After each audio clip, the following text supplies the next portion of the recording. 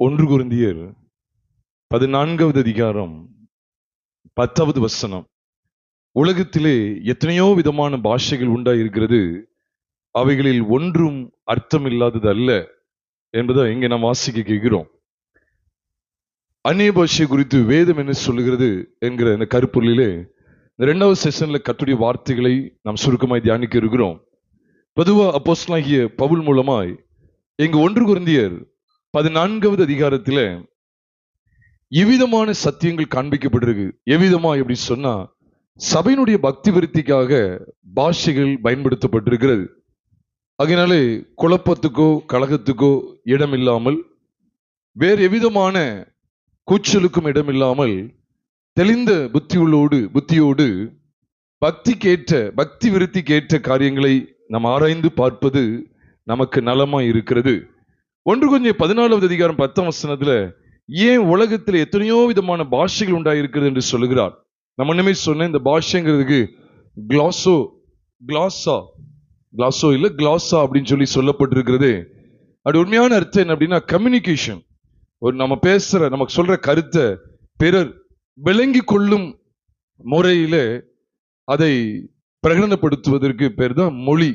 கிளாஸா அப்படின்னு சொல்லி அது மூல பாஷையில சொல்லப்பட்டிருக்கிறது. ஏன் ஒன்று கொரிந்தியர் 14 உலகத்தில் பல்வேறு பாஷைகள் இருக்கு, அது ஒன்றும் அர்த்தமில்லாது இல்லைன்னு ஏன் சொல்றாரு தெரியுமா? அதுக்கு மேலுள்ள வசனங்களை நாம் சுருக்கமாய் தியானிப்போம். அது மேல சொல்றாரு பாருங்க, 7ஆம் வசனத்திலிருந்து புல்லாங்குழல் அதை எப்படி சொல்றாருன்னா, அப்படியே அப்படின்னு ஒரு வார்த்தை வைக்கிறார். எப்படியே அந்நிய பாஷைகள்ல பேசுகிறது பிரோஜனம் உண்டாகணும் அப்படின்னா, அப்படியே புல்லாங்குழல் சுரமண்டலம் முதலாகிய சத்தமிடுகிற உயிரில்லாத வாத்தியங்கள் துணிகளில் வித்தியாசம் காட்டாவிட்டால் குழலாலை ஊதப்படுகிறதும் சுரமண்டலத்தாலே வாசிக்கப்படுகிறதும் என்னதென்று எப்படி தெரியும்? அந்தபடி எக்காலமும் விளங்காத சத்தமிட்டால் எவன் யுத்தத்திற்கு ஆயத்தம் பண்ணுவான்? அதுபோல நீங்களும் தெளிவான பேச்சை நாவினால் வசனியாவிட்டால் பேசப்பட்டது என்னதென்று எப்படி தெரியும்? ஆகாயத்தில் பேசுகிறவர்களாய் இருப்பீர்களே. அப்ப இங்கு கீத வாத்தியங்கள், இசை கருவிகளை குறித்து இவர் பேசுகிறார். அதனுடைய சத்தம் ஒவ்வொன்றும் வித்தியாசமா இருக்கும். பியானோவை எடுத்துக்கிட்டு அது ஒரு வித்தியாசமாக இருக்கும், கிட்டார் எடுத்துக்கிட்டு அது ஒரு வித்தியாசமா இருக்கும், பேட் எடுத்துக்கிட்டு அது ஒரு வித்தியாசத்துல இருக்கும், ட்ரம்ஸ் எடுத்துக்கிட்டு அது ஒரு வித்தியாசமான சத்தத்தை உண்டாகும், எக்காலம் ட்ரம்பட் எடுத்துக்கிட்டு அது ஒரு விதமான சத்தத்தை உண்டாக்கும் என்று சொல்லி, ஃப்ளூட் அப்படிங்கிற ஒரு புல்லாங்குழல் எடுத்துக்கிட்டா அது ஒரு விதமான சத்தத்தை உண்டாக்குங்கிறது நம்ம எல்லாருக்கும் தெரிந்தது. அப்போ அந்நிய பாஷையை பொறுத்த மட்டும் இல்ல, அதை குறித்து சொல்லி எதை உணர்த்தி வைக்கிறான்னு சொன்னா, அர்த்தம் வெளிப்படணும், அதனுடைய தன்மை வெளிப்படுத்தப்படணும், எது அப்படிங்கிறது நிதானிக்கப்படணும். இல்லாவிட்டால் அதை பேசுகிற ஒழுங்க பரிசுத்த பைபிள் நடைமுறைக்கு கொண்டு வரவில்லை. சும்மா உலருகிற காரியம் அல்ல பிரியமானவர்களே, பக்தி விருத்தி உண்டாகணும்.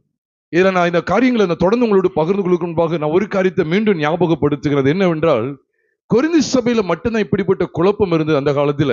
மற்ற சபைகள்ல குழப்பம் கிடையாது. ஏன்னா எபேசியருக்கு எழுதப்பட்ட நிருபமோ, கலாத்திற்கு எழுதப்பட்ட நிருபமோ, தெசலோனிக்கு எழுதப்பட்ட நிருபமோ, அல்லது தீமோத்தி, தீத்து, பிலமோன் என்று சொல்லப்படுகிற அப்படிப்பட்ட நிருபங்களையோ, அல்லது யூதா 1 யோவான் 2 யோவான் 3 யோவான் 1 பேதுரு 2 பேதுரு ஆகிய புத்தகங்களையோ இப்படிப்பட்ட பாஷைகளை குறித்த காரியங்களை எங்கேயுமே சொல்லவில்லை.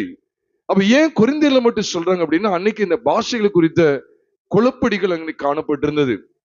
சரித்திரத்தின் பின்னால கூட சொல்றாங்க, அந்த காலத்துல கிட்டத்தட்ட 16 நாட்டு தேசத்தார் கொரிந்தி சபையிலே வந்திருக்கிறார்கள் என்று சொல்லி சொல்லப்படுகிறது உண்டு. ஏனென்றால் கொரிந்து அக்காலத்திலே வாணிபத்திற்கு மிகவும் பேர் போனதாய், தொழில்துறைக்கு மிகவும் பெயர் பெற்ற ஒன்றாக இந்த பட்டணம் விளங்கினபடினாலே, அந்த பட்டணத்துல தொழில் செய்வதற்காக அல்லது வாணிபத்திற்காக பல தேசத்திலிருந்தும் ஜனங்கள் கப்பலில் வந்து அங்கே தொழில் காரியங்களுக்காக அவர்கள் அங்கே தங்களுடைய நாட்களை செலவழிப்பது உண்டு. ஆக பிரியமானவர்களே, அப்படிப்பட்ட ஜனங்கள் கூடி வந்த இடத்துல மொழிகள்ல பல பிரச்சனைகள் இருந்தது. ஆளுக்கொன்று பேசும்போது புரியாது. இப்ப இந்த இதே இடத்திலேயே ஒரு 10-15 மொழி பேசக்கூடியவங்க ஒண்ணு போல சத்தமிட்டு தேவனை உயர்த்தினாங்கன்னு வச்சுக்கோங்களேன், ஒருத்தர் பேசுறது இன்னொருத்தருக்கு என்ன செய்யாது, கண்டிப்பாக புரியாது. அதே போல கூட ஒரு ஒழுங்கு, அப்படிப்பட்ட ஒரு ஒழுங்கினம் கூட அன்னைக்கு இருந்துச்சு. அதனாலதான் சகலமும் கிரமமாயும் ஒழுங்குமாக செய்யப்பட கடவுது, சகலமும் கிரமமாக ஒழுங்காகவும் செய்யப்பட கடவுது என்று சொல்லி அங்கே அந்த 1 கொரிந்தியர் 14 வாசிக்கிறோம். ஆக அர்த்தம் தெளிவு வேண்டும். என்ன வாசிக்கிறோம் அப்படிங்கிறத இசைக்கருவி மூலமா எவ்விதமா அடையாளம் கண்டுகொள்றோமோ, அதே போல ஒரு மனுஷன் ஒரு மனுஷி பேசுகிறது தெளிவை உண்டாக்க வேண்டும். நான் காலையில கூட உங்களோடு பகிர்ந்து கொண்டு அந்நிய பாஷைகள் பேசப்பட்ட 3 இடத்தை கவனிக்கிறோம், மறக்க கூடாது. 3 இடத்தை கவனிச்சு பாருங்க. அதாவது அப்போஸ்தலர் மொத்தம் 3 இடத்துல தான் அந்நிய பாஷை பேசின நிகழ்வுகள் காண்பிக்கப்பட்டிருக்கிறது. நிகழ்வுகள் அதுல அப்போஸ்தலர் 2ல பேசினாங்க, அங்கே புரிந்து கொள்ளுதல் உண்டாயிடுச்சு. அப்போஸ்தலர் 10ல பேசுறாங்க, அங்கேயும் புரிந்து கொள்ளுதல் உண்டாயிட்டு தேவனை புகழ்கிற காட்சி அங்கே புகழ்கிறது தெரிய வந்தது. அதே போல அப்போஸ்தலர் 19லையும் பேசுறாங்க, அங்கேயும் தீர்க்கதரிசன வெளிப்பாடு வெளிப்பட்டது. ஆக புரிந்து கொள்ளுதல் அக்காலத்துல புரிந்து கொள்ளுதலுக்கு எந்த ஒரு வியாக்கியானம் தேவைப்படாம இருந்தது. ஏன்னா அவங்க பேசுறதே டைரக்டா அவங்களுக்கு புரியக்கூடியதா இருந்தது. அதனால அவங்களுக்கு வியாக்கியானம் பண்ணக்கூடிய ஒரு நபர் தேவையில்லை. ஆனா ஒழுங்கு பண்ணும்போது என்ன செய்யறாரு அப்படின்னு சொன்னா, கொரிந்து சபையில அதற்கு வியாக்கியானம் பண்ண வேண்டும். வியாக்கியானம் என்பது ஒரு வரத்திலே ஒன்று, அது எல்லாருக்கும் கொடுக்கப்படுகிறது கிடையாது. நம்ம காலையில கூட தியானித்து 1 கொரிந்தியர் 12வது அதிகாரம் 30ஆம் வசனத்துல அதோடைய பின்பகுதியில் சொல்லப்பட்டிருக்கிறது, எல்லாரும் அந்நிய பாஷைகளை பேசுகிறார்களா, எல்லாரும் வியாக்கியானம் பண்ணுகிறார்களா என்று கேட்கிறார். ஆமா, இல்லை. எல்லாரும் அப்போஸ்தலர்கள் இல்லை என்பது எவ்வளவு உண்மையோ, எல்லாரும் குணமாக்கும் வரங்களை உடையவர்கள் இல்லை என்பது எவ்வளவு உண்மையோ, அதே போல எல்லாரும் அந்நிய பாஷை பேசுகிறவர்களும் அல்ல, எல்லாரும் வியாக்கியானம் பண்ணுகிறவர்களும் அல்ல. எல்லாரும் அப்போஸ்தலர்கள் அல்ல என்பது எவ்வளவு உண்மையோ அவ்வளவாய், எல்லாரும் தீர்க்கதரிசிகள் அல்ல என்பது எவ்வளவு உண்மையோ அவ்வளவாய், எல்லாரும் அந்நிய பாஷைகளை பேசல, எல்லாரும் வியாக்கியானம் பண்ணல. பிரியமானவர்களே, அந்த காலத்துல மொழிகள் இல்லாத காலத்துல ஆவியானவர் என்ன செய்யணும் தெரியுமா? மொழிகளை எப்படி கொண்டு வர்றது? அப்ப ஜனங்களுடைய வாயிலிருந்து ஆண்டவர் பேசியிருக்கிறார், ஜனங்கள் வாயிலிருந்து அவர்களை உணர்த்தி வைத்திருக்கிறார். ஆகவேதான் இவர்கள் பேசுகிற வார்த்தைகள் கேட்கிறவர்களுக்கு விளங்கக்கூடிய பாஷையா இருந்தது. அதுக்குதான் உதாரணம் கொடுக்கிறார். புல்லாங்குழல், நாதஸ்வரம், எக்காலம், இப்படி வீணை என்று சொல்லி பல இந்த இசைக்கருவிகளின் வாத்தியங்களை அங்கே காண்பித்து கொடுக்கிறதுக்கு நோக்கம் என்ன? அதுல புரிதல் உண்டாகிறது. இப்ப ஒரு அதான் சொல்றேன், கிண்ணறத்தை வாசித்தா இது கிண்ணறம் வாசிக்கப்படுன்னு தெரியும். இப்ப நம்ம தூரத்துல போய்கிட்டு இருக்கோம், ஒரு சத்தம் கேக்கு, கீபோர்டு வாசிக்கிறது கேக்கு, அப்ப கீபோர்டு வாசிட்டு இருக்காங்க நம்ம அழகா சொல்லிடுவோம். பேடு வாசிக்கிறத நம்ம கண்ணால பார்த்து இல்ல, காதால கேட்கும் போது நமக்கு என்ன தெரியும்? இங்க பேடு வாசிட்டு இருக்காங்க. ட்ரம்ஸ் வாசிக்கிறத பாத்தீங்களா, தம் தம் அப்படி அடிக்கிறது தெரியும். அப்போ இவ்விதமா இப்படிப்பட்ட இசை வாத்தியங்கள் எல்லாம் அர்த்தம் உள்ளதா இருக்கிறது, விளங்கக்கூடியதா இருக்கிறது. அதே போலதான் விளங்கக்கூடிய ஒன்று தேவைன்னு கர்த்தர் பேசுகிறார். இதுக்கு ஒரு நல்ல உதாரணம் கொடுக்கணும்னு சொன்னா, என்னாகமத்தின் புஸ்தகம் 10வது அதிகாரத்தை எடுத்துக்கொள்ளும் போது, என்னாகமத்தின் புஸ்தகம் 10வது அதிகாரத்துல கிட்டத்தட்ட முதல் வசனத்திலிருந்தே தொடர்ந்து பார்க்கும்போது, ஆண்டவர் இஸ்ரவேல் ஜனங்களுக்குள்ளே 2 வெள்ளி பூரிகைகளை உண்டாக்க சொன்னார். 2 வெள்ளி பூரிகைகளை உண்டாக்க சொன்னார். பூரிகைகள் அப்படின்னு சொன்னா எக்காலம், ட்ரம்பெட் தான் அவர் சொல்றார். இன்னொரு விதத்துல பூரிகைகள் என்று சொல்லுகிறார். அப்போ அந்த 2 வெள்ளி பூரிகைகளை உண்டாக்க சொல்லி அவர் என்ன சொன்னார் தெரியுமா? அது கிட்டத்தட்ட ஒரு சில காரணங்களுக்காக அது ஊதப்படும். அதாவது 1 ஊதுனா ஒரு கூட்ட ஜனங்கள் கூடி வரணும், 2ஐயும் சேர்த்து ஊதுனா இன்னொரு கூட்ட ஜனங்கள் கூடி வரணும். இதெல்லாம் என்னன்னா அந்த சத்தத்துக்கு எடுத்து வருவாங்க, யாரும் பார்த்து வர முடியாது. ஏன்னா இஸ்ரவேல் பாளையத்துல அவங்களே கிலோமீட்டர், ஒரு சில கிலோமீட்டர் உட்கார்ந்துருப்பாங்க. அப்போ யார் என்ன ஊதுறாங்க யாருக்கா தெரியுமா? தெரியாது. ஆனா அது கடையாந்திர வரைக்கும், கடைமுனை மட்டும் அந்த சத்தம் கேட்கணும். அப்ப அது எதுக்கெல்லாம் வச்சிருந்தாங்க அப்படின்னு சொன்னா, நல்ல ஞாபகம் வச்சுக்கோங்க, சபை கூடி வருவதற்காக அது ஊதப்பட்டது. அந்த ஒரு சத்தத்தை கேட்பாங்க, அந்த சத்தத்தை சரியா விளங்கிடுவாங்க. பூரிகை தான், 2மே பூரிகை தான். அந்த 1 ஊதப்படும் போது எப்படி, 2 ஊதப்படும் போது எப்படி? அது 1 பெருந்தொனியா ஊதுனா என்ன செய்யணும், மெதுவா ஊதுனா என்ன செய்யணும் அப்படிங்கிறத சரியா கணிக்கணும்னு சொல்லி, நான் இப்ப நேரம் அதிகம் இல்லை, அதனாலதான் நான் கொஞ்சம் துரிதமா போறேன்.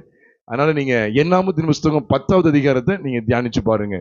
எப்படி 1 கொரிந்தியர் 14ல இதுக்கெல்லாம், இந்த வாத்தியங்களுக்கு எல்லாம் அர்த்தம் இருக்கிறது, விளங்கக்கூடிய காரியங்கள் இருக்கிறது, தெளிவு இருக்கிறது, ஒன்றுக்கொன்று வித்தியாசம் இருக்கிறது என்பதை அந்த இசைக்கருவிகள் வாசிக்கப்படும் போதே விளங்கி கொள்ளுகிற அந்த திறனும் நமக்கு ஏற்படுகிறது. எப்படியோ அதே போலதான் பிற மொழியை பேசக்கூடியவனும் மற்ற ஜனங்களால் என்ன செய்யப்படணும், உணர்ச்சி வைக்கப்படணும். பிரியமான உள்ளதை கவனிங்க. அதனாலதான் அதை சொல்லிட்டு கீத வாத்தியங்கள் எல்லாம் சொல்லிட்டு, உலகத்துல எத்தனையோ பாஷைகள் உண்டாயிருக்கு, அவைகள் ஒன்று கூட அர்த்தம் இல்லை, அல்லாது அல்ல. எதை வச்சு சொல்றாரு? கீத வாத்தியங்களுக்கு எப்படி அர்த்தம் இல்லாமல் இல்லையோ அதே போல பாஷைகளுக்கும் அர்த்தம் இல்லாமல் இல்லை அப்படிங்கிறத காண்பிக்கிறார். அப்போ இஸ்ரேல் ஜனங்களுக்கு ஏன் 2 வெள்ளி பூரிகைகள் ஆண்டவர் ஏற்படுத்தினார்? சும்மா ஒரு சத்தத்தை கொடுத்தா எல்லாரும் வந்துருங்க அப்படின்னு சொல்லாம இல்ல. ஏன்னா பயணம் பண்ணணும்னா ஒரு விதமான சத்தத்தை ஊதுவாங்க. பயணம் பண்றதுக்கு எல்லாரும் இஸ்ரேல் எல்லாரும் புறப்படணும். அப்ப அன்னைக்கு மைக்கா இருந்துச்சு, நீங்க சொல்லுங்க. 2 மைக்கு, இங்க ஒரு மைக்கு அங்க ஒரு மைக்கு இருக்கிற மாதிரி 2 மைக்கை வச்சு இது சகோதர சகோதரிகளை, இப்பொழுது இந்த ஒலிபெருக்கி சத்தத்தை கேட்கிற அன்பார்ந்தவர்களே, இப்பொழுது நாம் என்ன செய்யறோம்? சுவிசேஷ ஊழியத்துக்கு புறப்பட போகிறோம். ஆகவே ஆனபடினால் எல்லாரும் வீட்டுல இருக்கிற தூக்கிச்சட்டி, டிஃபன் பாக்ஸ் எல்லாத்தையும் எடுத்துட்டு வந்துருங்க, கேசரி சட்னி எல்லாத்தையும் வாங்கிட்டு போயிடலாம் அப்படின்னு சொல்லி. அப்ப என்ன மைக்கா இருந்தது? இன்னும் ஒரு சில நிமிடங்கள்ல இது ஆரம்பிக்க போறேன்னு மைக்ல கிடந்து கத்துவாங்க. அப்படின்னு சொல்லியா இப்ப எல்லாரும் புறப்படணும்னு சொல்லி யாருக்குமே சத்தம் இருக்காது. அப்போ இதை புரிந்து கொள்வதற்காக என்ன செஞ்சாங்கன்னா, பயணம் படுவதற்காக, சபை கூடி வருவதற்காக, அது மட்டும் இல்ல சபையினுடைய முக்கியஸ்தர்கள் இருப்பாங்களா, அவங்க கூடி வரணும்னா ஒரு விதமான சத்தம் கேட்கும். அப்பனா இவங்க மட்டும் தான் புறப்படுவாங்க. அது மட்டும் இல்ல, யுத்தத்துக்கு ஆயத்தப்படுவதற்கு ஒரு விதமான பெருந்துணியா சத்தத்தை கொடுப்பாங்க. அந்த சத்தத்தை கேட்டா உடனே ஜனங்கள் உஷாராயிரணும். எதுக்கு? யுத்தம் ஆரம்பிக்க போகுது, சத்துருக்கள் வர்றாங்க, அவங்களை எதிர்கொள்ளணும் அப்படின்னு சொல்லி. இப்ப இந்த சத்தம் உங்களுக்கு விளங்கல நினைச்சுக்கங்களேன். அப்போ சபை குடிவதற்காக இந்த சத்தத்தை கொடுக்காங்கன்னு நினைச்சிட்டு தப்பான அர்த்தத்துல வந்துடக்கூடாது. அது மட்டுமல்ல, பண்டிகையினுடைய மகிழ்ச்சிக்காகவும் அவங்க என்ன செய்வாங்க? பண்டிகையினுடைய மகிழ்ச்சிக்காகவும் அவங்க அந்த வெள்ளி பூரிகையை ஊதுகிற வழக்கம் உண்டு. எதுக்கு உங்களோட இதை பகிர்ந்து கொள்ளணும்? பிரியமானவர்களே, கீத வாத்தியங்களுக்கு, ஒவ்வொரு கீத வாத்தியத்துக்கும் வித்தியாசமான கீத வாத்தியத்திற்கு ஒவ்வொரு விதமான விளங்கி கொள்ளுதல் இருக்கிறது. விளங்கி கொள்ளுதல் ஒண்ணு இருக்கிறது, புரிதல் இருக்கிறது. எது வாசிக்கப்படும் அழகா தெரியுது. ஒரு வீணை வாசித்தாங்கன்னா தெரியுமா தெரியாதா? நம்ம பார்த்துதான் அறியணுமா? ஒரு வீணை வாசிக்கப்படும் போது அழகா தெரியுது. கிட்டார் வாசிக்கிறது அழகா தெரியுது. கிட்டார் வாசிக்காங்க, ஃப்ளூட் வாசிப்பாங்க, ஃப்ளூட் அப்படியே வாசிப்பாங்க, அழகா தெரியும் இது ஃப்ளூட் தான் வாசிக்காங்க, அழகா சொல்லிடுவாங்க. கொட்டு வாசிக்கிறது எல்லாமே, பிபி ஊதுறது எல்லாமே எல்லாருக்கும் தெரியும். அதே போலதான் ஒவ்வொன்றும் ஒவ்வொரு சத்தத்தை. அப்ப இந்த சத்தம் இல்லைன்னா எப்படி அவன் உணர்த்து வைக்கப்படுவான், எப்படி தெளிவை பெறுவான்னு காண்பிக்கிறது. எதற்காக அப்படி என்றால், பாஷைகளுடைய அர்த்தத்தை விளங்கிக் கொள்வதற்காக. பிரியமானவர்களே, நம்ம நினைக்கிறோம் தனிப்பட்ட மனிதனுடைய பக்தி விருத்தி, ஏற்கனவே கூட சொல்லியிருக்கேன், தனிப்பட்ட மனிதனுடைய பக்தி விருத்தியை விட 1 கொரிந்தியர் 14வது அதிகாரத்துல சபையினுடைய பக்தி விருத்தி தான் அதிகமாய் பேசப்பட்டிருக்கு. தனி மனிதனுடைய பக்தி விருத்தி ஒரு சில இடம்தான், ஆனா சபையினுடைய பக்தி விருத்தி தான் அதிகமா இருக்கு. நான் இன்னொன்னு சொல்லட்டா, நம்ம அறிந்த பாஷையிலே எவ்வளவு பிழைகள் வருது. அதிகம் பேசியிருந்தோம், கோபமா பேசியிருந்தோம், ஒரு சொன்னதையே திரும்ப சொல்லியிருந்தோம். அப்புறம் தேவன் துக்கப்படும்படி சில நேரம் உள்ள மாம்ச வார்த்தைகள் வந்துருது. அறிந்த பாஷைக்கே இவ்வளவு திண்டாட்டம், தடுமாற்றம் அப்படின்னு சொன்னா, குழப்பங்கள் உண்டாகுதுன்னு சொன்னா, அறியாத பாஷையை பேசினா யோசிச்சு பாருங்க. இப்ப என்கிட்ட ஒரு கேள்வி கேட்டு, நீங்க அன்னி பாஷை பேசுறீங்களா அப்படின்னு கேட்டா, நான் ஒரு காலத்துல பேசினேன், நான் இல்லைன்னு நான் சொல்லல. ஆனா நான் இப்பவும் நான் பேசுறேன் அப்படின்னு சொன்னா ஆங்கிலத்துல பேசுவேன். வட மாநிலத்துக்கு போனா நான் ஆங்கிலத்துல பேசுவேன். ஹிந்திலையும் சில சூழ்நிலையில சுவிசேஷம் அறிவிக்கணும்னா ஹிந்திலையும் நான் பேசுவேன். இது ஆண்டவர் எனக்கு கற்றுக் கொடுத்தது, அதை பேசுவேன், அவ்வளவுதான். ஹிந்தி எனக்கு ரொம்ப தலைப்படலாம் தெரியும் அப்படின்னு நான் சொல்ல வரல. என்னால சுவிசேஷம் அறிவிக்கிற அளவுக்கு நான் பேசுவேன், அவ்வளவுதான். மறுபடியும் இங்கிலீஷ்ல பேசுனா செய்தியில இங்கிலீஷ்ல கொடுத்துருக்கேன், எடுப்பேன். எதுக்காக சொல்ல வரேன்னா, இப்போ மொழி தெரியாத இடத்துல பொதுவா அந்த அந்நிய பாஷை அந்த காலத்துல ஏன் பயன்படுத்தப்பட்டது அப்படின்னு சொன்னா, மற்றவங்களுக்கு உணர்த்து வைக்கிறதுக்காக. இப்ப பவுல் பாருங்க, நான் 10,000 வார்த்தைகள் பேசினாலும் கருத்தோடு பேசுகிற 5 வார்த்தை தான் என்னது பயனுள்ளதா இருக்கும் அப்படின்னு சொல்ல வர்றாரு. இப்ப அப்போஸ்தலனாகிய பவுலே கொரிந்து சபைக்கு வர்றாரு அப்படின்னா, கொரிந்து சபையர் என்ன கேட்பாங்கன்னு நினைக்கீங்க? நீங்க எங்களுக்கு தெரியாத அந்நிய பாஷையில ஒரு செய்தி கொடுங்கன்னு கேட்பாங்களா? இல்லையா எங்களுக்கு தெரிஞ்ச வார்த்தையில ஒரு 5 வார்த்தைனாலும் பேசுங்கன்னு சொல்லுவாங்களா? யோசிச்சு பாருங்க, எது அவங்களுக்கு பிரயோஜனமா இருக்கும்? அவங்களுக்கு தெரிஞ்ச பாஷையில கருத்தோடு பேசப்படுகிற விளங்கக்கூடிய 5 வார்த்தை பேசுறதா கொரிந்து சபையை உணர்த்தி வைக்கும். அப்ப அதனாலதான் பிரியமானவர்களே, இந்த சத்தத்தை குறித்த காரியங்கள தெளிவு தேவை.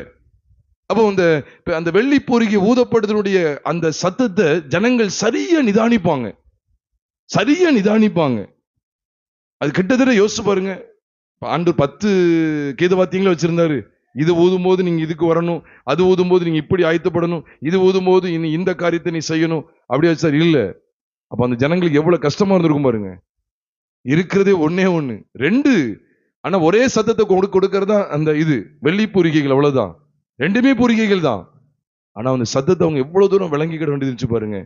அப்போ ஒரே வாத்தியமா இருந்தாலும் ஆண்டவர் ஜனங்களுக்குள்ளே புரிந்து கொள்ளுதல் எதிர்பார்த்து கொண்டிருந்தார். சமஸ்த இஸ்ரவேல் ஜனங்களுக்குள்ளேயும் புரிந்து கொள்ளுதல் இல்லை அப்படின்னா யுத்தத்துக்காக ஊதப்படுறத அவன் என்ன செய்வான்?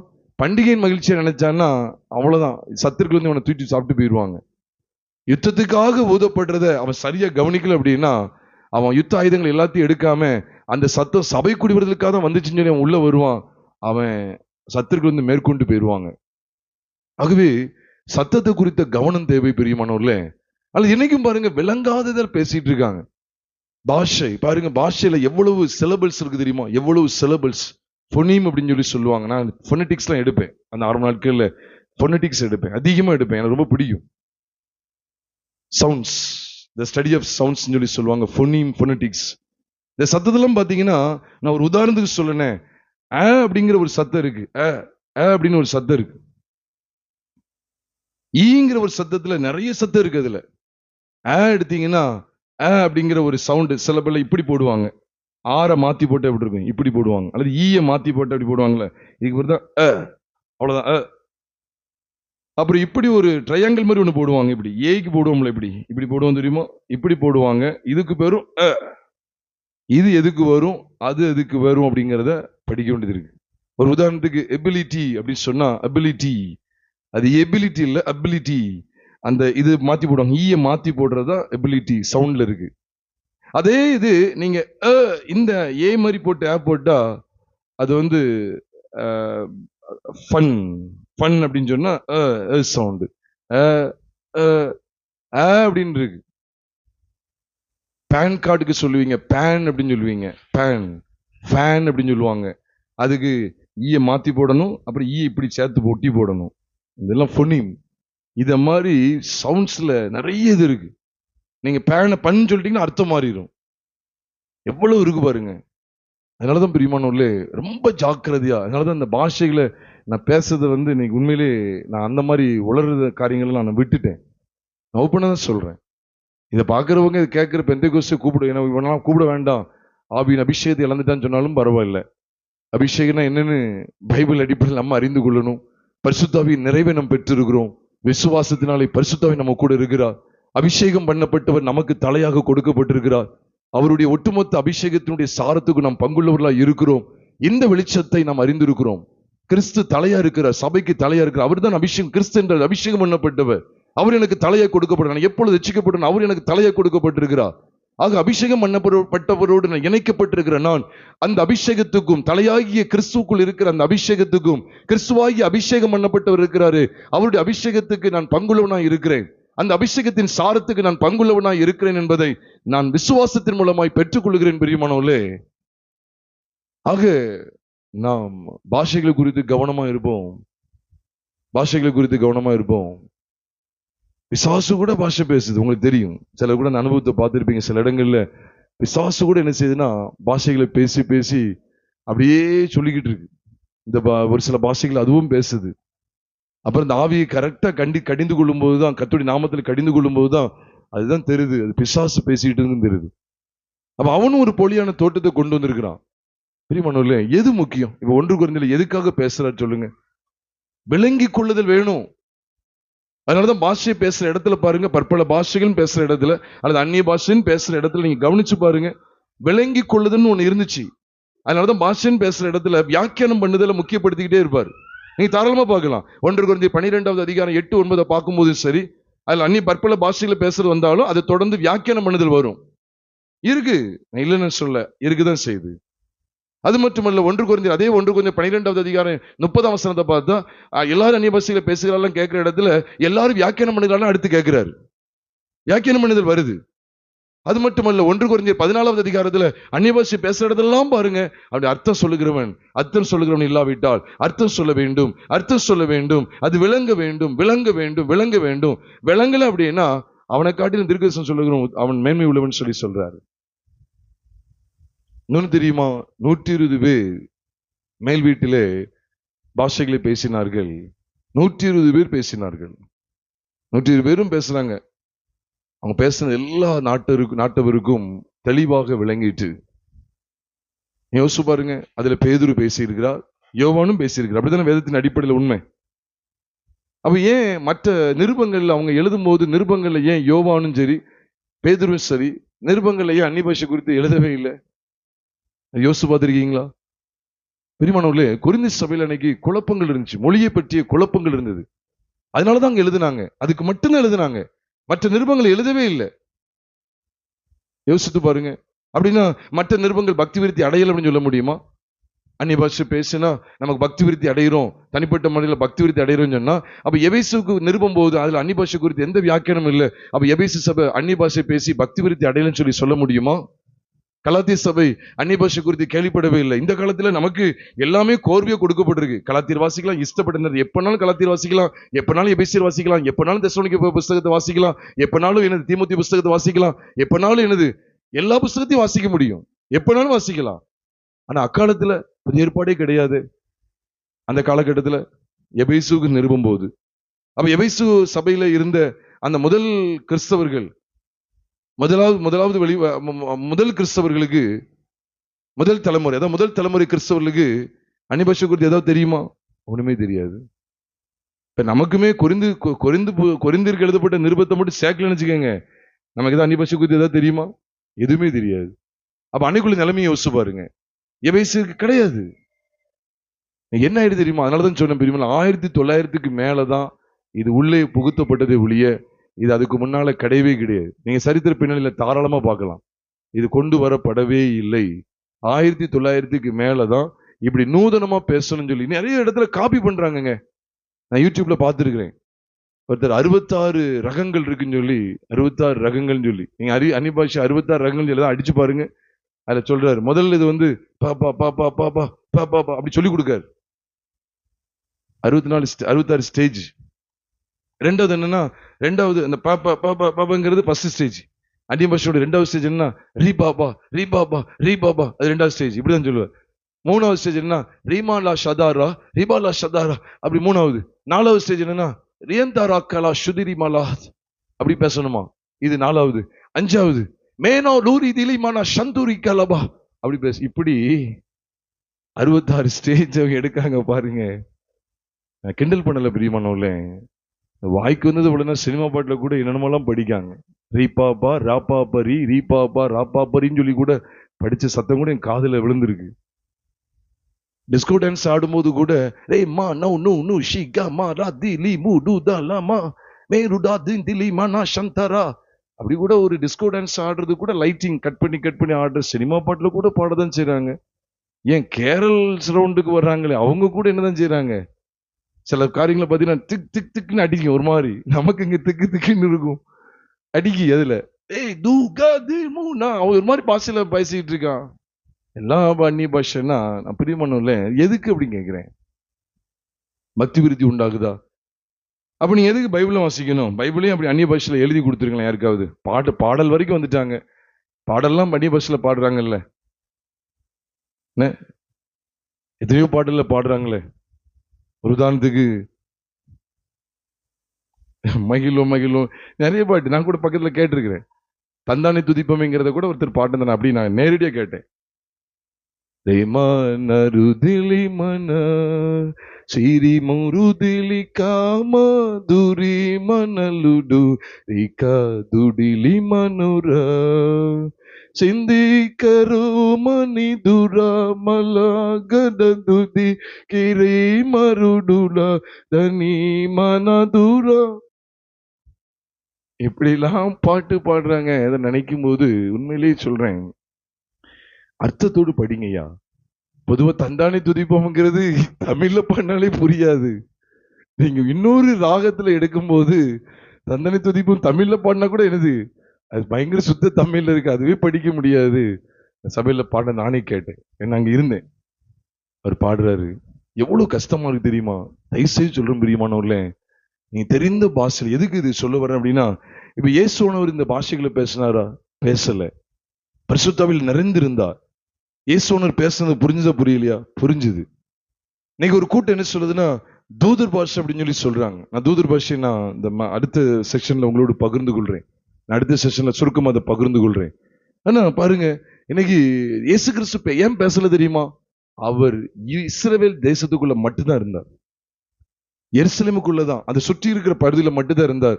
அவருக்கு மற்ற பாஷைகளை பேச வேண்டிய அவசியம் அவருக்கு இல்லை. அவர் அதுக்குள்ள மட்டும்தான் இருந்தார். வேற இடத்துக்குள்ள அவர் என்ன செய்யல? இல்லை. எருசலேமிலையும் பல தேசத்துல இருந்து வந்தாங்க. அவங்க வரலன்னா இந்த பாஷையும் வந்திருக்காது. ஏன்னா அவங்களுக்கு புரியும்படிக்கு பேசணும். இப்போ எல்லாரும் வந்திருக்காங்க. அப்ப இவங்களை எப்படி பேச வைக்கிறது? அன்னைக்கு பாஷை கிடையாது, எழுத்துலையும் கிடையாது, பேசவும் முடியாது இவங்களால. இவங்களாம் கலிலேயர். ஆனா இவங்களை கொண்டு அவங்களை உணர்த்தி வைக்கணும். அப்ப அந்த தெளிவு உண்டாக்குறதுக்கு இவங்க வாயிலிருந்து ஆண்டவர் பேச ஆரம்பித்தார். இன்னைக்கும் என்கிட்ட கேட்டீங்கன்னா, நீ அந்நிய பாஷை நம்புவீங்களான்னு கேட்டா நான் நிச்சயமா நம்புவேன். ஏன்னா பைபிள்ல இருக்குது இல்ல, அந்நிய பாஷை அப்படின்னா அன்னோன் டங், தி ஸ்ட்ரேஞ்ச் லாங்குவேஜ், அன்னோன் டங். அப்ப இந்த எப்படி நீங்க நம்புவீங்களான்னு கேட்டா, ஆமா நம்புவேன், நான் பைபிள்ல இருக்கு அதனால நம்புறேன். ஆனா அப்போ 1 கொரிந்தியர் 13வது அதிகாரம் 8ஆம் வசனத்துல அந்நிய பாஷைகள் ஆனாலும் ஓய்ந்துவோம் அப்படின்னு ஒரு வார்த்தை, அங்கே ஒரு வாக்கியம் சொல்லப்பட்டிருக்கு. அந்நிய பாஷைகள் ஆனாலும் ஓய்ந்து போம். ஏன் ஓய்ந்து போன்னு எழுதுறாரு? அப்போ மொழிகள் இல்லாத சூழ்நிலையில அன்னைக்கு இந்த மொழிகளாய் ஆண்டவர் வெளிப்பட்டு இருந்தார். சில பரிசுத்தருடைய வாழ்க்கையை நான் கேள்விப்பட்டிருக்கிறேன். சில இடத்துல மொழிபெயர்ப்பாளர் அங்க இருக்க மாட்டாங்களாம். பாஷையை வியாக்கியானம் பண்ணக்கூடிய இன்டர்பிரட்டர் அப்படின்னு, மன்னிக்கவும், இன்டர்பிரட்டர் அப்படின்னு சொல்லி சொல்லுவாங்க. இன்டர்பிரட்டர், டிரான்ஸ்லேட்டர் அப்படிங்கிறது ரிட்டன்ல எழுதக்கூடியவங்க, மொழிபெயர்க்கக்கூடியவங்க. இன்டர்பிரட்டர் அப்படின்னு சொல்லும்போது பேசுகிற இடத்துல, ஓரலா பேசக்கூடிய இடத்துல மொழிபெயர்க்கக்கூடியவங்க. அவங்களுடைய காரியங்களை நான் கேட்கும் போது, மொழிபெயர்ப்பாளர் இல்லாத ஒரு இடத்துல அவங்க மாட்டிக்கிட்ட சமயத்துல இவங்க பேசுறது எல்லாம் ஜனங்களுக்கு என்ன செய்வாங்கன்னா அப்படியே புரியுறது போல தலையசைப்பாங்களாம். அவங்க எல்லாம் புரிந்து அதுக்கப்புறம் கேள்வி போடுவாங்களாம், நீங்க எங்க பாஷையில பேசுறீங்கன்னு சொல்லி. அப்ப இவர் தம்முடைய சொந்த பாஷையில பேசுறது அவங்களுக்கு எப்படி கேள்விப்படுது அப்படின்னு சொன்னா, அவங்களுடைய பாஷையில விளங்கக்கூடிய விதத்துல தேவன் இன்றைக்கும் கிரியை செய்து கொண்டிருக்கிறார். இப்படி சில உதாரணங்களை சில பரிசுத்தனுடைய வாழ்க்கை மூலமா நான் கேட்டிருக்கிறேன்.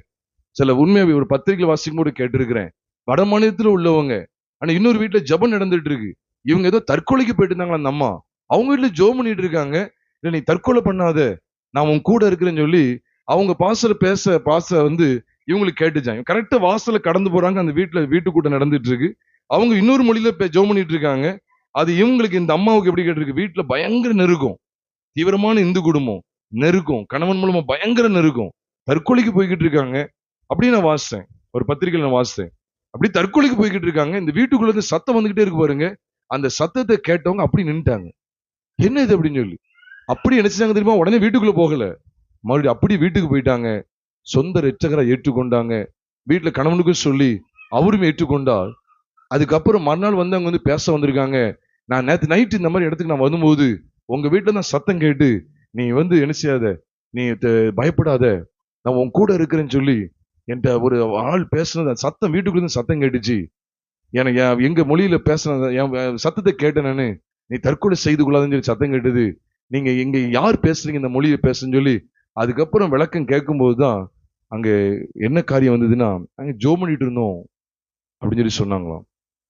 பிரியமானவர்களே, இன்றைக்கும் ஆண்டவர் எத்தனையோ ஜனங்களை உணர்த்தி வைக்கிறதுக்கு இப்படியாய் பாஷை அறியாத பாஷைக்காரர்கள் மத்தியில கூட ஆண்டவர் இவ்விதமான பாஷைகளை கொண்டு பேசுகிறார். ஒன்று அறிந்து கொள்ளணும், பாபேலுக்கும் பெந்தெகோஸ்தே நாளுக்கும், பாபேலில் நடந்த அந்த சம்பவத்துக்கும் பெந்தெகோஸ்தே நாளில் நடந்த சம்பவத்துக்கும் ஒரு பெருத்த வித்தியாசம் உண்டு. என்ன அப்படின்னா, அங்க தண்டனைக்கு எதுவோ விளங்காத பாஷையை உள்ள கொண்டு வர்றார். எல்லாருக்குள்ளேயும் விளங்காத பாஷை போட்டுன்னு சொல்லி பெரிய சிதறடிப்பு உண்டாக்குறாரு. ஆனா இங்க எல்லாரும் விளங்கி கொள்வதற்கு ஏதுவா பாஷைகளை என்ன செய்யறாரு? புரியும்படி செய்தார். பாபேலுக்கும் இங்க பெந்தெகோஸ்தேக்கும் என்ன ஒரு பெரிய வித்தியாசம் பார்த்தீங்களா? இன்னைக்கும் பாருங்க, நிறைய பேர் இன்னும் பாபேல்ல தான் இருக்காங்க. பாதைகள் தாறுமாறாக்கப்பட்ட இடத்துலதான் இருக்காங்களே ஒழிய இன்னும் பெந்தெகோஸ்தே அனுபவத்துக்கு வரவே மாட்டேங்காங்க. பேர் தான் பெந்தெகோஸ்தே சபைகள் பெயர் வச்சிருக்காங்க. நான் குறிப்பிட்டு பெந்தெகோஸ்தே சபையை சொல்ல, இண்டிபெண்டா இருக்கக்கூடிய எல்லா சபைகளையும் சேர்த்தான் சொல்றேன். அதிலும் விசேஷமா இப்படிப்பட்ட உளறலான வார்த்தைகளை சொல்லக்கூடிய, சொன்னதையே திரும்ப திரும்ப சொல்லி சொல்லி சொல்லி ஆவியில நிறைகிறோம் சொல்லி தனக்குத்தானே உற்சாகப்படுத்துற ஒரு கூட்டத்தை குறித்தான் சொல்றேன். நீ இன்னும் பாபேல்ல தான் இருக்கிற, இன்னும் நீ பெந்தெகோஸ்தே அனுபவத்துக்குள்ள வரல. பெந்தெகோஸ்தே என்னன்னு தெரியுமா? புரிந்து கொள்ளுதல் அங்க உண்டு. பாபேல என்ன தெரியுமா? புரிந்து கொள்ளுதலே கிடையாது. அதனாலதான் அதுக்கு பேரே பாபேல் எப்படி வந்துச்சு தெரியுமா? ஆதியாகமத்தின் புஸ்தகம் 11வது அதிகாரம் 9ஆம் வசனம் சொல்லுது, கர்த்தர் அந்த இடத்துல பாஷைகளை தாறுமாறாக்கினபடியினால் அதன் பேர் பாபேல் என்று வழங்கப்படுகிறதா. பாபேல்கிற அர்த்தத்துக்கு என்ன? பாஷை தாறுமாறாக்கிட்டார். அப்ப இன்னைக்கும் பாருங்க, புரியாத இடத்துக்குள்ளதான் உட்கார்ந்துருக்காங்க. புரியாததை பேசிக்கிட்டு கேட்ட கர்த்தருக்கு புரியும் அப்படின்னு சொல்றது. திரும்ப நான் கேட்கிறேன், கர்த்தருக்கு புரியும் அப்படின்னா ஏன் இங்க அந்நிய பாஷைகள் விசுவாசிகளுக்கு அடையாளமாயிராமல் அவிசுவாசிகளுக்கு அடையாளமா இருக்குன்னு ஏன் சொல்லணும்? நீங்க வேதத்தை பாக்குறீங்களா? 1 கொரிந்தியர் புஸ்தகம் 14வது அதிகாரம் 21 மற்றும் 22 பார்க்கும்போது, 21 எந்த தீர்க்கதரிசனுடைய நிறைவேறுதலை காண்பிக்கிறார் சொன்னா, அங்கே ஏசாயா 28வது அதிகாரம் 11ஆம் வசனத்துடைய காரியத்தை அங்க வெளிப்படுத்துகிறார். ஜனங்கள் கெட்டு போய்கிட்டு இருக்காங்க. நல்லா கவனிக்கணும். அந்நிய பாஷைகளை எதுக்கு அடையாளம் அப்படின்னு ஆண்டவர் ஏன் பேசுறாரு? எதுக்காக அப்படின்னு சொன்னா, ஜனங்கள் கெட்டு போய்கிட்டு இருக்காங்க. ஏசாயா 28:11 இங்க கொண்டு வர்றாரு. எதுக்காக? அவிசுவாசத்தினால கெட்டு போயிட்டு இருக்காங்க. தேவனை பற்றி கொள்ளவில்லை. அவர்களுடைய பீடங்கள் எல்லாம் மதுபானத்தினால வாந்தி பண்ணி கிடக்குறாங்க.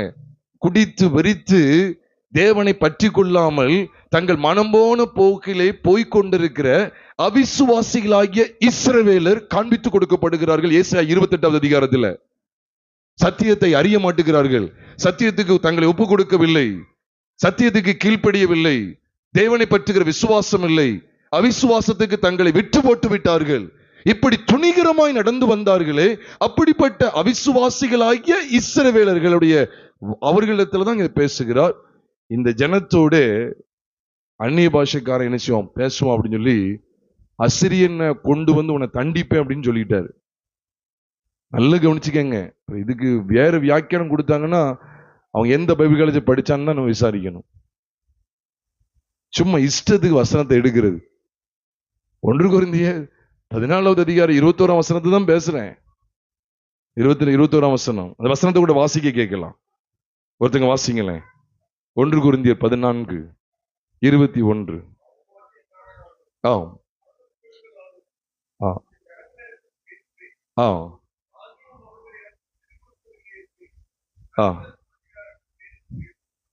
கர்த்தர் சொல்லுகிறார். யாரு குறித்து சொல்லுகிறார்? இஸ்ரவேல் ஜனத்தை குறித்து சொல்லுகிறார்.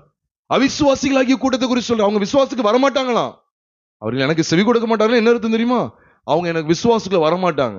அவங்க அவிசுவாசிகளே தான் இருப்பேன்னு முடிவு பண்ணிடுவாங்க. இது எந்த அர்த்தத்துல சொல்றாரு அப்படின்னா, அதுக்கு முந்தின வசனத்துல சொல்றாரு, சகோதரரே நீங்கள் புத்தியிலே குழந்தைகளாய் இராதீங்கள், துர்க்குணத்திலே குழந்தைகளாயும் புத்தியிலேயோ தேர்நூறுமாயும் இருங்கள். தேறுகிற அனுபவத்துக்காக இதை காமிச்சு கொடுக்கிறார். அவங்க குழந்தைய எப்படி இருப்பாங்க? குழந்தைய பாத்தீங்கன்னா அங்கேயும் வாந்தி பண்ணி போட்டு பார்த்திருக்கீங்களா? நீங்க தாராளமா பாருங்க. இதை கையில் அப்படியே வச்சுக்கிட்டு ஏசாயா 28வது அதிகாரத்துக்கு வந்தீங்கன்னா, ஏசாயா 28வது அதிகாரம் அது கூட நீங்க பார்க்கலாம். 28வது அதிகாரம் நீங்க தொடர்ந்து வாசிக்கும் போது அந்த 11ஆம் வசனத்துக்கு மேல இருந்து நீங்க பாத்தீங்க அப்படின்னு சொன்னா, அங்கே 7ஆம் வசனத்துல இருந்து பாருங்க. ஒரு உதாரணத்துக்கு, இவர்களும் திராட்சரசத்தால் மயங்கி மதுபானத்தால் வழிதப்பி போகிறார். ஆசாரியன் தீர்க்கதரிசி மதுபானத்தால் மதிமயங்கி திராட்சரசத்தால் விழுங்கப்பட்டு சாராயத்தினால் வழிதப்பி தீர்க்கதரிசனத்தில் மோசம் போய் நியாயந்திருக்கிறதில் இடறுகிறார்கள். போஜன பீடங்கள் எல்லாம் வாந்தினாலும் அசுத்தத்தினாலும் நிறைந்திருக்கிறது. சுத்தமான இடம் இல்லை. அவர் யாருக்கு அறிவி போதிப்பார்? யாருக்கு உபதேசத்தை உணர்த்துவார்? பால் மறந்தவர்களுக்கும் முளை மறக்க பண்ணப்பட்டவர்களுக்குமே. அப்ப உங்களுக்கு புரியுதா? அப்ப இன்னும் உங்க குழந்தையா இருக்காங்க. உங்களுக்கு சொல்றது புரியுதா? இவங்களுக்கு எண்ணத்தை பேச அப்படின்னு சொல்றாரு. உங்களுடைய எண்ணத்தை பேச இன்னும் குழந்தைகளா இருக்காங்க. குழந்தை தான் என்ன செய்ய தெரியுமா? இன்னும் பால் மறக்காது. பெரியவங்க எல்லாரும் பால் மறந்தவங்க தான். ஆனா என்னது? குழந்தை தான் பால் மறக்காது, முளை மறக்காதது. அதான் சொல்றாரு. அப்போ யாருக்கு அறிவை போதிப்பார்? யாருக்கு உபதேசத்தை உணர்த்துவார்? பால் மலர்ந்தவர்களுக்கும் முளை மறக்கப்படுவது. ஆனா இவங்க எப்படி இருக்காங்க? குழந்தைகளை மாதிரி அங்கெங்குமா வாந்தி பண்ணி போட்டிருக்காங்க. அங்கெங்குமா குழந்தை என்ன செய்யும் பாத்தீங்கன்னா, அங்கெங்குமா அப்படியே வாந்தி பண்ணி போட்டிருக்கோம். அதான் சொல்றார், அங்கெங்குமா வாந்தி பண்ணி கற்பனை மேல் கற்பனை, பிரமாணத்தின் மேல் பிரமாணம், பிரமாணத்தின் மேல் பிரமாணம் சொல்லி இங்கே கொஞ்சம் அங்கே கொஞ்சம் இருப்பாங்க அப்படின்னு சொல்லி இருக்கிறாங்க. அதனாலதான் அவர்களை என்ன செய்யறாரு? அந்நிய பாஷைகளாலும் இந்த ஜனத்தோட பேசுவார்னு சொல்லி எதுக்காக சொன்னார் தெரியுமா? அசிரியா ராஜாவை கொண்டு இந்த ஜனத்தை தண்டிப்புங்கிறதுக்காக சொல்லப்பட்டது. அப்ப உங்களுக்கு புரியுதா? அப்ப இந்த அந்நிய பாஷை எதுக்காக கொண்டு வரான்னு சொன்னா, இன்னைக்கும் கீழ்ப்படிய மறுக்கிற அவிசுவாசிகளை கீழ்ப்படுத்துவதற்கு. அதுக்குதான் அந்நிய பாஷை பயன்படுத்தப்பட்டது. அன்னைக்கு இப்ப ஒரே ஒரு பாஷை மட்டும் தான் இருந்துச்சுன்னு வச்சுக்கோங்களேன். இஸ்ரவேல் ஜனங்களுக்குள்ள மட்டும்தான் சுத்தி சுத்தி வரணும். எபிரேய பாஷையை பேசிக்கிட்டு அப்படியே சுத்தி சுத்தி வந்துட்டு இருக்கணும். பல பாஷைகள் பேசல அப்படின்னா என்ன செய்ய முடியாது? சுவிசேஷத்தை வெளியே கொண்டு போக முடியுமா? இல்ல, கொண்டே போக முடியாது. எல்லாரும் முரட்டாட்டமான வாழ்க்கை வாழ்ந்துகிட்டே இருப்பாங்க. அவிசுவாசிகள் பெருக்கெடுத்த வெள்ளம் போல உலகம் ஃபுல்லா நினைச்சுவாங்க, முரட்டாட்டமான வாழ்க்கை வாழ்ந்துகிட்டே இருப்பாங்க. அப்படி முரட்டாட்டமான வாழ்க்கை வாழ்கிற அவிசுவாசிகளாகிய உலகத்தாரை, அவிசுவாசிகளாகிய பெயர் கிறிஸ்தவர்களை அடக்குவதற்கு கர்த்தருக்கு பாஷைகள் தேவைப்பட்டது. அர்த்தத்தை சரியாக விளங்கிக் கொள்ளணும். ஏன், எதற்காக, எந்த சூழலில் அந்த வசனம் காண்பிக்கப்பட்டிருக்கிறது. ஏசாயா 28:11 அதைத்தான் இங்க எடுத்து பேசுறார். மறுபாஷைக்காரராலும் மறுவுதடுகளாலும் இந்த ஜனங்களிடத்தில் பேசுவேன், ஆகிலும் அவர்கள் எனக்கு என்ன செய்யறதில்லை, அவங்க இன்னும் அவிசுவாசியா தான் இருக்க போறாங்க சொல்லிட்டுதான் சொல்றாரு. அப்படி இருக்க அந்நிய பாஷைகள் விசுவாசிகளுக்கு அடையாளமா இராமல் அவிசுவாசிகளுக்கு அடையாளமா இருக்கிறது. விளங்காத பாஷை உள்ளவனை ஏங்க கொண்டு வர்றாரு? அவிசுவாசிகளாகிய இஸ்ரவேலை அடக்குறதுக்கு. இதுக்கு அப்படியாவது அவன் செவி கொடுப்பானு சொல்லி. அப்ப ஏன் தெரியுமா அந்த நாட்கள்ல இந்த பாஷைகளை ஆண்டவர் அடையாளமா ஏற்படுத்தினார்? அவிசுவாசிகளுக்கு எப்படி அடையாளமா ஏற்படுத்தினான்னு சொன்னா, இப்ப அவங்க பார்ப்பாங்க, பிரமிப்பாங்க. இது பரிசுத்த ஆவியினுடைய வரம். இந்த வரத்தை பார்ப்பாங்க, என்னடா இவங்களுக்குள்ள செயல்படுது, நம்ம பேசுற பாஷை இவங்க பேசுறாங்களே. உண்மைதானே? இப்ப அற்புத அடையாளங்கள் மூலமா ஒண்ணு செய்யப்படுதுன்னு அப்படின்னா கூட அவங்க என்ன நினைப்பாங்க? இப்ப அற்புத அடையாளம் நடக்கு. ஊம படத்தை பார்த்துருப்பீங்களா? ஊம படம் ஒன்று படம் இருக்குன்னு வச்சுக்கோங்களேன். சைலண்டா ஒரு படம் அப்படி நடக்கு, எந்த சத்தமும் கிடையாது, அப்படி நடக்கு, அற்புதம் நடக்குன்னு வச்சுக்கோங்களேன். கைகாலெல்லாம் சரியாகுது. யாரு செஞ்சான்னு யாரு சொல்ல? அந்த அற்புதத்தை யாரு செஞ்சான்னு யாரு சொல்ல? ஊம படம் அது அப்படியே ஓடிக்கிட்டு இருக்கு, ஒரு சத்தமும் இல்லை. ஆனா இப்படி செய்யறாங்க, இப்படி இப்படி பண்றாங்க, கால் சரியாயிட்டு பிசாசு பிடி அப்படி கடிந்து கொள்றாங்க. இப்படி கடிந்து கொள்ள என்ன பாருங்க, வாய் அசைப்பு தான் இருக்கு, சத்தம் வர மாட்டுக்கு. ஊமையா இருந்தா எப்படி இருக்கும்? அப்ப அவன் நினைப்பான், அப்ப நம்ம தேடுற தெய்வம் தான் சுகமாக்குது போல நினைச்சிருப்பான். அப்ப அங்க அற்புத அடையாளங்கள் மூலமா மட்டுமே ஆண்டு அங்க நினைச்ச முடியாது, அவருடைய நாமத்தை அறிகிற அறிவுக்குள்ளே அவங்களை நடத்த முடியாது. இப்ப அவனுக்கு ஒரு பிரமிப்பை உண்டாக்கணும். ஏன்னா நம்ம பேசுற பாஷைய இவனுக்கு அந்த பாஷையே தெரியாது. இவன் நம்ம இடத்துல வந்து நம்ம பேச இவன் பேசுறான்னு சொல்லி அவன் ஆச்சரியப்பட்டு உணர்த்திக்கப்படுவானா படமாட்டானா? உணர்த்திக்கப்படுவான். அதுதான் பிரமிச்சிட்டாங்க. அதாவது பல தேசத்துல இருந்து வந்தவங்க இந்த 120 பேர் பேசுறத கண்டு பிரமிச்சிட்டாங்க. இந்த 120 பேருக்குள்ள இருந்தவங்க அதுல கொஞ்சம் பேர் கொர்நேலியு வீட்டுக்கு போயிருக்காங்க பேதுருவோடு கூட. அங்க போனா இவங்க பிரமிக்கிறாங்க, என்னடா நம்ம பாஷையில இவங்க பேசுறாங்க அப்படின்னு இவங்க பிரமிக்காங்க. தேவனை புகழ்கிறது இவங்களுக்கு எப்படி தெரியும்? கொர்நேலியு வீட்டோட காரியங்களை பார்க்கும்போது இவனிட தேவனை புகழ்றாங்கன்னு சொல்லும் போது ஆச்சரியமா இருக்கிறது. பிரியமான சகோதர சகோதரிகளே, புரிந்து கொள்ளுதல் வேண்டும், புரிந்து கொள்ளுதல் வேண்டும். அல்லது சில இடத்துல நான் ஆங்கிலத்துல பேசினா கூட அதை தமிழ்ல சில நேரங்களை விளக்கம் சொல்லிடுவேன். இப்ப ஆங்கிலம் தெரியாதவங்களுக்கு அது தெரியாம போயிருமே. You must repent அப்படின்னு நான் சொல்றேன் அப்படின்னு ஒரு உதாரணத்துக்கு, you must confess every sin, you must confess every sin you have committed in your life அப்படின்னு சொல்றேன் அப்படின்னா, அப்போ நான் இதை சொல்லிட்டு போயிட்டேன்னா ஆங்கிலம் தெரியாதவங்களுக்கு தெரியாது. சொன்னாரு ஒன்னும் புரியல அப்படின்னு. இல்ல, உன் வாழ்க்கையில நீ செய்த உன் பாவங்களை நீ ஒப்புக்கொண்டு மனம் திரும்ப வேண்டும், அறிக்கை செய்ய வேண்டும் அப்படின்னு நான் சொல்றேன்னு அர்த்தம். ஆங்கிலம் தெரியாதவங்களுக்கு என்ன தெரியும்? அவங்களுக்கு புரியாத பாஷையா இருக்கும். அப்ப அர்த்தம் சொல்லுகிறவன் தேவை. அந்த காலத்துல என்ன பாடமா சொல்லிட்டாங்க? அர்த்தத்தை படிக்கிறதுக்கு புக் இருந்துச்சா? 30 நாட்களில் ஹிந்தியை கற்றுக்கொள்வது எப்படி, 60 நாட்களில் எபிரேய மொழியை பற்றி கற்றுக்கொள்வது எப்படி, அல்லது 20 நாட்களில் தமிழ் மொழியை கற்றுக்கொள்வது எப்படி? ஏதாவது அப்படி புக் ஏதாவது இருந்துச்சா அந்த காலத்துல? ஒண்ணும் கிடையாது. ஆவியானவர் இந்த வரத்தை கொடுத்திருக்கிறாரு. அதான் அதுல போட்டிருக்கோம், ஆவியானவர் தங்களுக்கு தந்தர்லின வரங்களின்படியே, வெவ்வேறு வரங்களின்படியே அவர்கள் பேச தொடங்கினார்கள் அப்படின்னு போட்டிருக்கோம். பேச தொடங்கினார்கள், பேச தொடங்கினார்கள். அதை பேச தொடங்கினார்கள், அந்த தொடங்கினார்கள் அப்படின்னு சொல்லி போட்டிருக்குதே அங்க அப்போஸ்தலர் 2வது அதிகாரம் 4ஆம் வசனத்துல. அந்த தொடங்கினார்கள் அப்படின்னு சொல்லும்போது அதுக்கு மூல பாஷையில ஆர்காய் அப்படிங்கிற ஒரு வார்த்தையை பயன்படுத்துறாங்க. ஆர்காய் அப்படிங்கிற ஒரு வார்த்தையை பயன்படுத்துறாங்க. அதோட அர்த்தம் என்ன அப்படின்னா, அப்படி சரியான அர்த்தம் என்ன அப்படின்னா, அவர்கள் ஒரு மொழியை, அதாவது புரியக்கூடிய வார்த்தைகளை பேசினார்கள் தான் 100% உண்மை. நான் பைபிள் வசனத்தை மாத்தி பேசல. பைபிளே கிட்டத்தட்ட புதிய ஏற்பாட்டிலே மொத்தம் 84 தடவை அதை பயன்படுத்தியிருக்காங்க. என் நினைவுக்கு வரனால சொல்றேன். 84 தடவை அதை பயன்படுத்தியிருக்காங்க. பேச தொடங்கினார்கள். அதாவது தொடங்கினார்கள் இருக்கு பாத்தீங்களா, பிகன் டு ஸ்பீக் அப்படின்னு இருக்கு பாத்தீங்களா, அந்த தொடங்கினார்கள்ங்கிறத வார்த்தை புரியக்கூடிய பாஷை அப்படிங்கிறது தான் 100% அர்த்தம். இவங்க இதை வச்சுட்டு இன்னைக்கு வரைக்கும் பேச தொடங்குறாங்க. தொடங்கினாங்கிற வார்த்தை முதல் முறை எங்க பயன்படுத்தப்படுது தெரியுமா? மத்தேயு 26வது அதிகாரத்துல பயன்படுத்தப்படுது.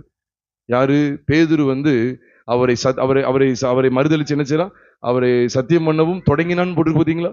அந்த தொடங்கினான்ங்கிற வார்த்தைக்கு அதான் போட்டிருக்கு அந்த மூல பாஷையில. ஆர்காயின்னு இருக்கும்னு நினைக்கிறேன். எதுக்காக இந்த வார்த்தையை சொல்றேன்? அந்த வார்த்தை தான் இங்க பயன்படுத்தப்படுது. எங்க? அப்போஸ்தலர் 2வது அதிகாரம் 4வது வசனத்தின் பின்பகுதியிலே, ஆவியானவர் தங்களுக்கு தந்தளின வரத்தின்படியே வெவ்வேறு பாஷைகளிலே பேச தொடங்கினார்கள். அந்த தொடங்கினார்கள் பிகன், தொடங்கினார்கள்.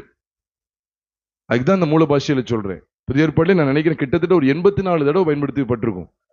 அப்ப அது பேசப்பட்ட இடத்துல எல்லாம் நீங்க பாருங்க, புரியக்கூடியவைகளை பேசினார்கள். பேதுரு ஒன்னும் வளரலையே, அப்படின்னு சொல்லி வளரலையே. சில ரொம்ப எக்ஸ்ட்ரீமா போயிருவாங்க. இப்படிலாம் பிரியமானவர்கள கிண்டல் பண்ணல. பிரியமானவர்கள, உலகத்தார் இதை வைத்து நம்மளை எவ்வளவு கேவலமா பேசுறாங்க தெரியுமா? ஓ ஆ ஊன்னு கத்துறாங்க, சொன்னதையே சொல்றாங்க, பாபா பாபா பாபா பாபா ரிபா பாபான்னு கத்துறாங்க அப்படின்னு சொல்லி எவ்வளவு தெரியுமா நம்மளை அலட்சியம் பண்றாங்க. உடனே நினைப்போம், கிறிஸ்துவ நிமித்தம் இவ்வளவு பாடுகளை நாங்கள் அனுபவிக்கிறோம் அப்படின்னு சொல்லி. நான் இது வரைக்கும் பார்த்தது சொல்றேன், பாஷை பேசினவங்களுக்கு சொல்றேன், சாட்சியே கிடையாது. இப்படி உலர்ல பாஷைகளுக்கு இடம் கொடுக்கக்கூடியவங்களை நான் இது வரைக்கும் பார்த்திருக்கேன், சரியான சாட்சி கிடையாது. இது ரொம்ப கை தேர்ந்த ஆட்கள்லாம் சாட்சியற்ற வாழ்க்கை வாழ்ந்துட்டு இருக்காங்க. விபச்சார பாவத்துல விழுறாங்க, மாம்ச இச்சையில கிடக்குறாங்க. நிறைய இதுல பாக்குறேன். பவுல் எதுக்காக சொல்லணும்னு புரியுது உங்களுக்கு? நான் அப்போ சொல்லி உங்களுக்கு எடுத்து காமிச்சிட்டேன். 1 Corinthians 14 உங்களுக்கு எடுத்து காமிக்கிறேன். விளங்கி கொள்ளுதல் இருக்கணும். இப்ப நாதசுரம் வேற எது ஊதுறாங்கன்னு யாருக்காவது தெரியாம போயிருமே. எல்லாம் ஒண்ணு போல சத்தம் கொடுத்தா எப்படி இருக்கும் பாருங்க. எல்லாம் ஒரே சத்தம் கொடுத்தா எப்படி இருக்கும் பாருங்க. எல்லா மியூசிக்கும் ஒரே போல சத்தம் கொடுத்தா நாகஸ்வரம் எதுங்கிறது உங்களுக்கு தெரியுமா? வீணை என்னன்னு உங்களுக்கு தெரியுமா? ஒண்ணுமே விளங்காது. அது சொல்லிட்டு தான் சொல்றாரு, உலகத்துல எத்தனையோ பாஷை இருக்கு, அவைகள் ஒன்றும் அர்த்தம் இல்லாதது அல்ல. அப்ப யோசிச்சு பாருங்க, இங்க என்ன கொண்டு வர்றாரு? இங்க பேச தொடங்கினார்கள் இருக்கு, அது மூல பாஷையில நீங்க பார்க்கலாம். ஆர்காயின் சொல்லி சொல்லப்பட்டிருக்கு. அதோட அர்த்தத்தை நீங்க தாராளமா பார்க்கலாமே. பேச தொடங்கினார்கள் இருக்கு, கிட்டத்தட்ட 84 தடவை பயன்படுத்திருக்காங்கன்னு சொல்றாங்க. அப்ப அப்படி இருக்கக்கூடிய இதுல நீங்க தாராளமா பார்க்கலாமே, எந்தெந்த இடத்துல வருதுன்னு பாருங்க. அவங்க பேசுனது எல்லாம் மற்றவங்களுக்கு விளங்கக்கூடியதா இருந்துச்சு. எல்லாம் விளங்கக்கூடியதா இருந்தது. விளங்காதது யாரும் அங்க பேசல. அதனாலதான் அந்நிய பாஷை கொடுக்கப்பட்ட இந்த 3 நிகழ்வுகளை அப்போஸ்தலர் 2, அப்போஸ்தலர் 8, மன்னிக்கும், அப்போஸ்தலர் 2, அப்போஸ்தலர் 10, அப்போஸ்தலர் 19 3 இடங்களையும் பாருங்க, விளங்கி கொள்ளுதல் இருந்தது, விளங்கப்பட்டது. அவர்கள் பேசின பாஷைகள் விளங்கப்பட்டது. இங்க 1 Corinthians 14 திரும்ப திரும்ப அதான் சொல்றார், அது விளங்கப்படணும், விளங்கி கொள்ளணும்,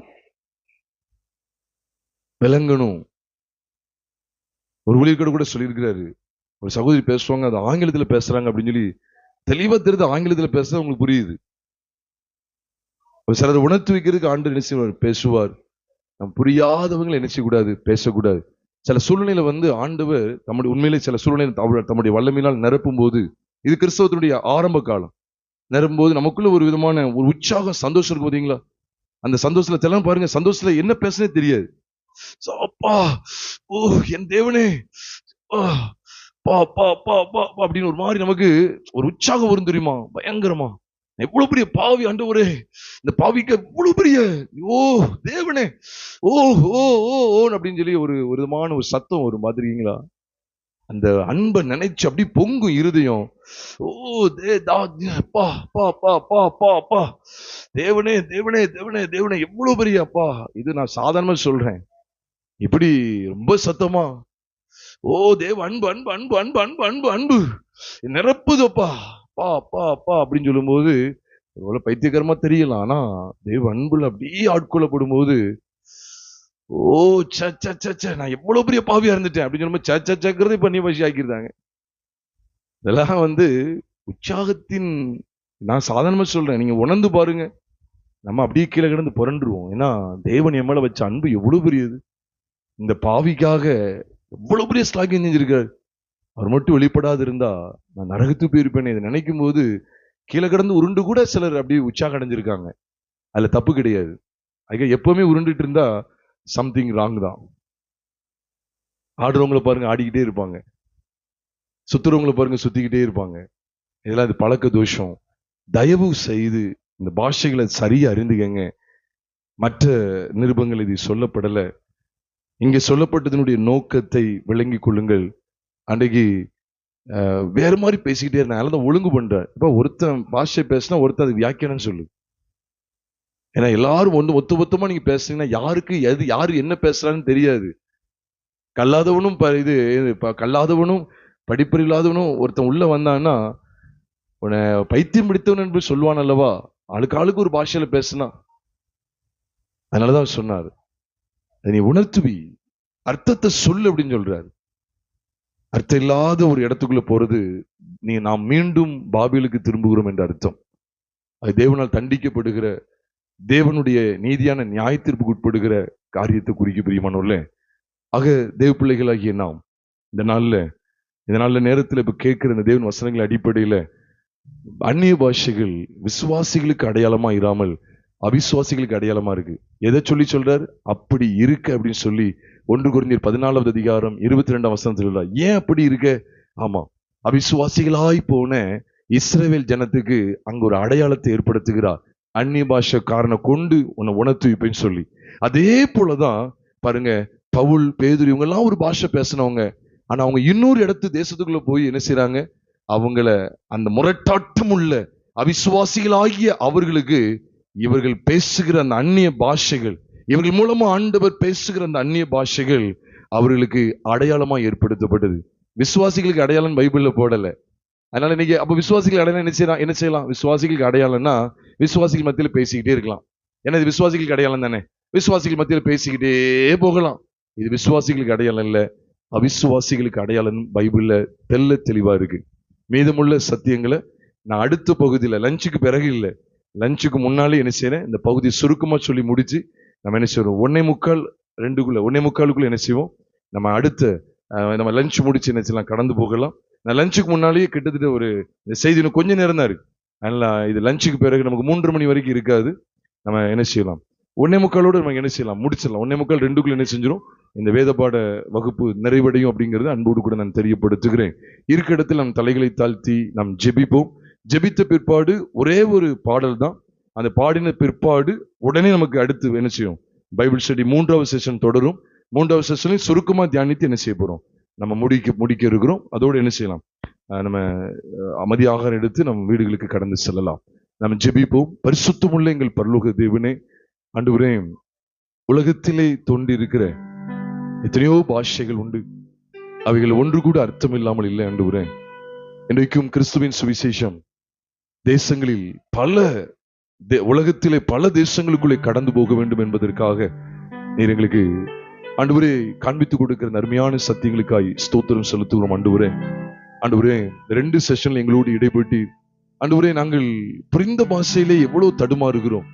அன்று புரியாத எதையோ பேசி நாங்கள் ஆண்டவரே எங்களுடைய மனது கற்பனைக்கு எட்டின காரியங்களை செய்து விடாமல் தகப்பனே கவனமா ஆண்டவரே எங்களை ஆண்டவர் நடத்துகிற பிரகாரமாய் பரிசுத்த ஆவிக்குள்ளே எங்களை முழுதுமாய் பரிசுத்த ஆவிக்குள் நாங்கள் ஒப்பு கொடுக்கப்பட்டவர்களாய் கர்த்தருடைய சத்தியத்தில் நிலைத்திருக்கிற பாக்கியத்தை கொடுங்க. ஆண்டவரே, சகலமும் பக்தி விருத்திக்காக செய்யப்பட கடவுள் என்று எழுதப்பட்டிருக்குது. ஆண்டவர் பக்தி விருத்தி நான் யோசிக்கணும். ஆண்டவரே, பக்தி விருத்தி யோசிக்கணும். கர்த்தர் எங்களுக்கு உதவி செய்யுங்க. உங்க நாம மகிமைப்படட்டும். மீதமுள்ள நேரத்துக்கு ஆசீர்வதித்து தாங்க. எங்கள் கர்த்தராகிய இயேசு கிறிஸ்துவின் நாமத்தில் ஜெபிக்கிறோம் நல்ல பிதாவே, ஆமென்.